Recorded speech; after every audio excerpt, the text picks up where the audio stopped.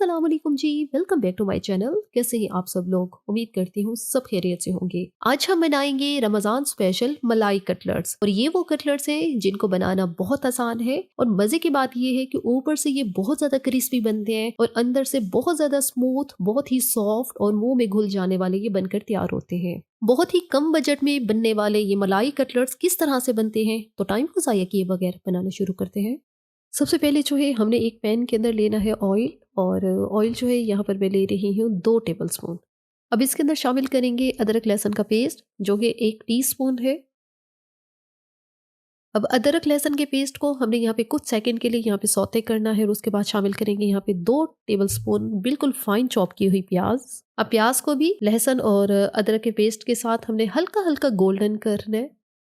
जैसे ही प्याज हमारी हल्की गोल्डन होती है तो यहाँ पे हम लोग शामिल करेंगे बोनलेस चिकन और यहाँ पे मैं 200 ग्राम बोनलेस चिकन का इस्तेमाल कर रही हूँ और उसके इस तरह से छोटे छोटे मैंने पीसेस किए हैं। अब हमने इस चिकन के पीसेस को ऑयल के अंदर 1 से 1.5 मिनट के लिए हल्का फ्राई करना है और इसको तब तक फ्राई करना है जब तक कि इसका कलर जो है सफ़ेद सा नहीं हो जाता। चिकन का सारा ब्लड जो है यहीं पे जो है इवेपोरेट हो जाएगा और चिकन हमारा जो है बिल्कुल वाइट सा येलो सा हो जाएगा। अच्छा, अगर आपके पास बोनलेस चिकन सपोज अवेलेबल नहीं है या आप नहीं करना चाह रहे, तब आप जो बोन्स के साथ चिकन है आप लोग वो भी शामिल कर सकते हैं और आगे चल के जहाँ पर बोन्स अलहदा करनी होगी वो भी मैं आपको बता दूंगी। और ये चेक करें, चिकन हमारा काफ़ी सफ़ेद येलो गोल्डन सा हो चुका है। तो यहाँ पे हम लोग शामिल करेंगे कुछ मसाले। नमक 1/2 टीस्पून, धनिया पाउडर 1/2 टीस्पून, जीरा पाउडर 1/2 टीस्पून, गरम मसाला पाउडर 1/4 टीस्पून। बस यही 2 से 3 मसाले इसके अंदर डालेंगे और अच्छी तरह से हम इसको यहाँ पर अभी मिक्स करेंगे।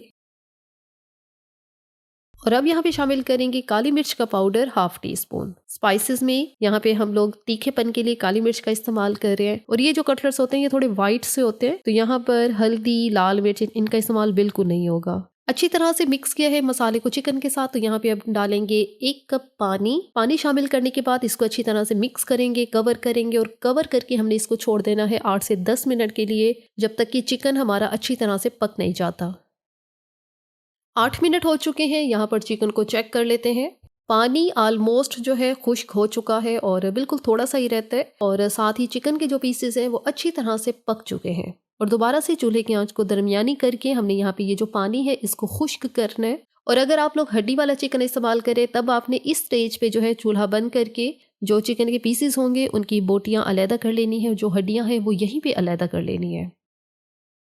अच्छा, यहाँ पे अब चिकन जो है पानी सारा खुश्क हो गया है, तो यहाँ पे चिकन को हमने रेशा रेशा करना है। यहाँ पे मैं स्पैचुला की मदद से ही इसको यहीं पे ही हल्का हल्का सा प्रेस करती जाऊंगी, तो चिकन क्योंकि अच्छी तरह से हमारा पका हुआ है तो बड़ा इजीली यहाँ पे चिकन के जो पीसेज हैं वो टूट रहे हैं और चिकन हमारा रेशा रेशा हो रहा है। ये काम आप लोग चाहें तो इसको अलहदा से प्लेट में निकाल के ठंडा करके तब भी रेशा रेशा कर सकते हैं।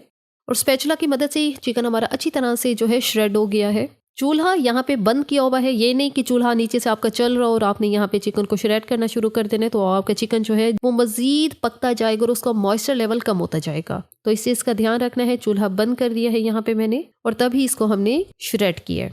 अब इस श्रेडेड चिकन को हमने ट्रांसफर करना है एक अलहदा से बाउल के अंदर। अब इस चिकन के अंदर हम लोग शामिल करेंगे 2 बड़े साइज के उबले हुए आलू। आलूओं को पहले ही बॉईल कर लिया था और फिर उसका छिलका उतार लिया है और आलू जो है अच्छी तरह से ठंडे हैं। इनको मैंने 2 घंटे के लिए फ्रिज में रखा था ताकि अच्छी खासे ठंडे हो जाएं और इनके अंदर किसी भी तरह की हीट नहीं होनी चाहिए। तो बस अब आलू को हमने चिकन के साथ मैश कर लेना है। अगर इस तरह का मैशर नहीं है तब आप लोग आलूओं को क्रश करके डाल दें। अब चिकन और आलू इकट्ठे अच्छी तरह से मैश हो गए हैं। अब मैशर को रखते हैं साइड पर। अब यहाँ पे हम शामिल करेंगे 2 अदर ब्रेड के स्लाइसिस। ब्रेड को वैसे ही तोड़ के मैं डाल रही हूँ क्योंकि मजीद अभी हमने इस मिक्सर को मिक्स करना है, तो ये जो ब्रेड तोड़ के भी डाल रही हूँ तो अच्छी तरह से मिक्स हो जाएगी। लेकिन अगर फिर भी आपको थोड़ा सा डाउट रह जाए तब आपने इन ब्रेड के ना ब्रेड क्रम्स बना लेने हैं। थोड़ा सा हरा धनिया, 3 से 4 हरी मिर्चें बिल्कुल फाइन काट के वो डालनी है। अच्छी तरह से मिक्स करना है। इसको हाथों से ही आपने मिक्स करना है, चम्मच नहीं इस्तेमाल करना, क्योंकि चम्मच से फिर ये इतनी अच्छी मिक्सिंग नहीं होगी इसकी। अब इस मिक्सर को चेक करें, बहुत ज़्यादा सख्त सा ये मिक्सर है। और ये किस वजह से है? क्योंकि हमने जो आलू इस्तेमाल किए हैं अच्छी तरह से ठंडे आलू इस्तेमाल किए हैं। अगर आप लोग नीम गर्म आलू इस्तेमाल करेंगे तब क्या होगा, आलूओं की हीट की वजह से आलूओं का पानी जो है वो निकलेगा और ये जो मिक्सर है ये रनी कंसिस्टेंसी में आ जाएगा और फिर हमारे जो कटलेट्स है वो खराब हो जाएंगे। अब ये मिक्सर हमारा बहुत अच्छी तरह से मिक्स हो गया है। अब इसके अंदर हम लोग शामिल करेंगे एक बहुत ही खास किस्म की चीज़ और वो है जी Nestle milk pack dairy cream. और इस क्रीम के यहाँ पे हम लोग शामिल करेंगे 3 टेबलस्पून क्रीम इनफ हो जाएगी इस मिक्सर के अंदर, क्योंकि Nestle milk pack dairy cream वो क्रीम है जो कि टेक्सचर में बहुत ज़्यादा स्मूथ है। और इन कटलेट्स में मैं इस क्रीम को यूं प्रेफर कर रही हूँ क्योंकि बहुत अच्छी और थिक सी क्रीम है, क्योंकि इसकी वजह से हमारे जो कटलेट्स हैं ये ना तो रनी कंसिस्टेंसी में आएंगे और मिक्सर हमारा बिल्कुल ख़राब नहीं होगा। Nestle milk pack dairy cream की वजह से ये जो कटलेट्स हैं बहुत ज़्यादा स्मूथ बनेंगे और यकीन करिए टेक्सचर इनका इतना कोई स्मूथ सा होगा कि ये मुंह में घुल जाएंगे जब आप इनको खाएंगे। क्रीम शामिल करने के बाद अच्छी तरह से हमने इस मिक्सर को मिक्स किया है और माशाल्लाह से क्रीम इतनी थिक है कि ये जो मिक्सर है हमारा वैसे ही गाढ़ा रहा है, बिल्कुल भी पतला नहीं हुआ, क्योंकि अगर ये पतला हो जाता तो फिर आपसे इसको हैंडल करना बहुत मुश्किल हो जाता। अब मिक्सर को अच्छी तरह से मिक्स कर लिया है। अब हाथों पे ऑयल लगाना है और हाथों को ग्रीस कर लेना है ऑयल की मदद से और उसके बाद थोड़ा सा पोर्शन हाथों में लेके पहले तो आपने एक बॉल की शेप दे लेनी है। उसके बाद आपने अपनी पसंद के लिहाज से कटलेट बना लेने हैं। मैं यहाँ पे थोड़े से ओवल शेप में कटलेट्स जो हैं वो बना रही हूँ। आपकी मर्जी, आपकी चॉइस पे है, आप लोग बिल्कुल राउंड शेप देना चाहते हैं या ओवल शेप देना चाहते हैं। इसी तरह से दूसरा कटलेट हम लोग ये भी बना लेते हैं। अगर हाथों पे ऑयल लगा लेंगे तो उससे ये होगा कि ये जो मिक्सर है हाथों को चिपकेगा नहीं। और इस तरह से हमारे सारे मलाई कटलेट जो हैं यहाँ पे रेडी हो गए हैं। अगला स्टेप जो है यहाँ पे इनकी कोटिंग का है। कोटिंग के लिए यहाँ पे मैंने ब्रेड क्रम्स लिए हैं और उसके साथ अंडे लिए हैं। अंडों को पहले तो हमने अच्छी तरह से बीट कर लेना है और बड़ा ही अच्छा और फ्लफी सा इनको हमने पहले बनाना है। कोटिंग करने के लिए पहले तो हमने अपना एक मलाई कटलेट उठाना है और उसको पहले इसको डिप करना है अंडों के अंदर। अच्छी तरह से अंडा लगाने के बाद अब इसकी दूसरी कोटिंग होगी ब्रेड क्रम्स के साथ।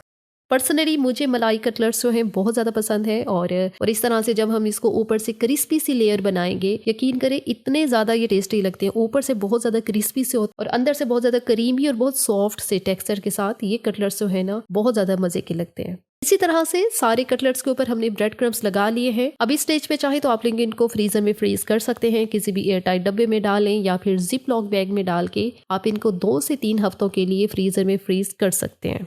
लेकिन मैं यहाँ पे इनको अभी फ्राई करूंगी, तो फ्राई करने के लिए पैन में ऑयल जो है मैंने मीडियम फ्लेम पे गरम किया है और जैसे ही ऑयल हमारा गरम होता है तो इसके अंदर शामिल करेंगे अपने कटलेट्स।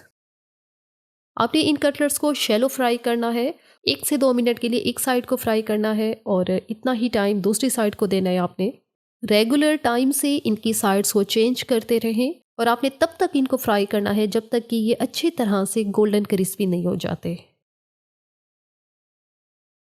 और यहाँ पर हमारे मलाई कटलेट्स जो हैं अच्छी तरह से गोल्डन हो चुके हैं और बहुत अच्छी तरह से हमने इनको फ्राई कर लिया है। तो इनको अब ऑयल से बाहर निकालते हैं और इसी के साथ यहाँ पे जो दूसरा बचा हुआ बैच है कटलेट्स का, हम उनको फ्राई कर लेते हैं। तो बस ये बन चुके हैं हमारे बहुत मज़ेदार, ऊपर से क्रिस्पी अंदर से बहुत क्रीमी हमारे मलाई कटलेट्स। बनाना इनको बहुत आसान है, आपके सामने इनको हमने बहुत इजी प्रोसेस के साथ बनाया है और इसके अंदर जो हमने नेस्ले मिल्क पैक डेयरी का इस्तेमाल किया है उस क्रीम की वजह से हमारे जो मलाई कटलेट्स हैं अंदर से बहुत ज़्यादा सॉफ्ट, स्मूथ और बहुत ही मुंह में घुल जाने वाले बनकर तैयार हुए हैं। और यहाँ पे मैं इनको सर्व कर रही हूँ केचप के साथ, कि जाहिर बात है इनका बेस्ट कॉम्बिनेशन भी केचप के साथ ही बनता है। इस रमज़ान में इफ्तार में इस रेसिपी को ज़रूर ट्राई करें और ना सिर्फ इफ्तार के लिए ये स्पेशल रेसिपी है बल्कि आप इसको बच्चों के लंच बॉक्स के लिए बना कर दे सकते हैं और किसी भी टी टाइम पार्टी के लिए आप इसको बना सकते हैं। और यहाँ पर एक कटलेट मैं आपको खोल के चेक भी करवा देती हूँ कि ऊपर से ये बहुत ज़्यादा क्रिस्पी दिखने वाले, अंदर से कितने करीमी और कितने ही मुँह में घुल जाने वाले बनकर तैयार हुए हैं। इसी के साथ ही यहाँ पर वीडियो का इख्तिताम करते हैं। अगर आपको ये आज की वीडियो अच्छी लगी है तो अपने चैनल को लाजमी सब्सक्राइब करना है, वीडियो को लाइक और शेयर भी ज़रूर करना है।